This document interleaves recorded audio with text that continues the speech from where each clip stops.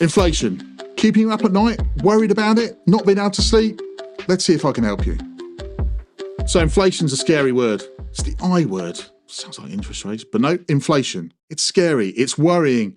It leads us to fear. It leads us to be concerned. But I'm not overly worried about it. Why aren't I worried about it? Well, watch this video and let's see if I can put you at ease. Let's give you a technical definition that might be not the definition, but I think works for me. Inflation is a persistent, substantive increase in the general level of prices that leads to an increase in the volume of money and a reduction in the value of a currency. That's a great definition, isn't it? Wow, Martin, you said some words in there that sound really good and sound really great. But let's take that apart. So let's go persistent, substantive. What does that mean? Prices going up a lot, all of the time. And I think we'll all agree that's what we're seeing. We're seeing petrol prices going up. We're seeing mortgage rates go up. We're seeing fuel go up. We're seeing, you name it, it's going up. Food prices. They're all going through the roof. Okay, so we get why we got the rise. So, okay, increase in the volume of money. Well, if prices go up, we've got to spend more money. That means we've got to have more money to drive those price increases, to pay for those price increases. So that increases our volume. But why is the value going down? Well, you've got to look at it and go, okay, I can't save money in this environment. I find it really difficult to save money in the environment. Well, if that's what's happening, you're, if you like, spending more and saving less. So you're taking your savings, you're taking the value that you're trying to build into the future away. And that is where the value of the currency then declines. And that's how we get all these things interacting together. We know why we've got inflation. We know what it's about and how it's being driven. But Martin, why are you not worried about it? You're an accountant. You probably worry about most things. You're skeptical about pretty much everything in the world. Well, there are a few things why I'm not worried. Firstly, prices are going to fall. Well, great, Mike. Thanks for that wonderful statement. When are they going to happen? Well, they're starting to now. If you take fuel prices went up in April, May, June in the United Kingdom.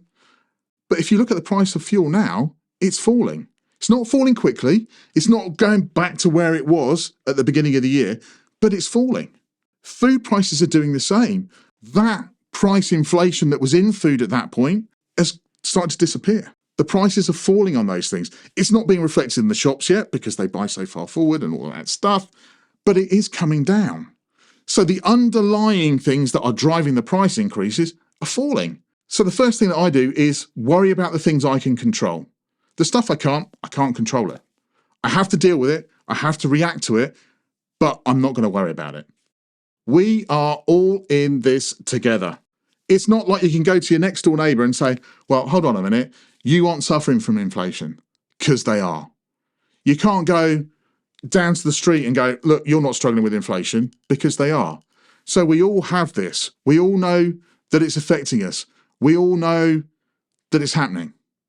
And there is a collective responsibility, collective reassurance that we are all in this together. That it's not just me against you, it's all of us suffering the same things and coming up with the same problems. So I've said don't worry about price increases. I didn't quite say that, but the factors that are driving inflation are not UK only factors. They are worldwide factors. And what do I mean by that? You try ordering a new car now and trying to get a delivery within the next year. I think my word would be good luck. There's a semiconductor shortage. There's this shortage, there's that shortage, there's problems with global supply chains. Those don't just affect the UK, they affect the world. Well, the big picture is not about today, it's not about tomorrow, it's not about next week, it's not about Christmas. It's about 5 years, 10 years, 20 years' time. Retirement, children graduating, children being born. Those big stuff that drives our world forward, that keeps us going forward. We need to concentrate on those big things. And why do we concentrate on the big things? Well, mainly because the stuff like inflation, interest rates, the bad stuff will happen. We can't influence, we can't change it, but they happen today. They happen tomorrow. They might happen in 20 years' time, but what do we know?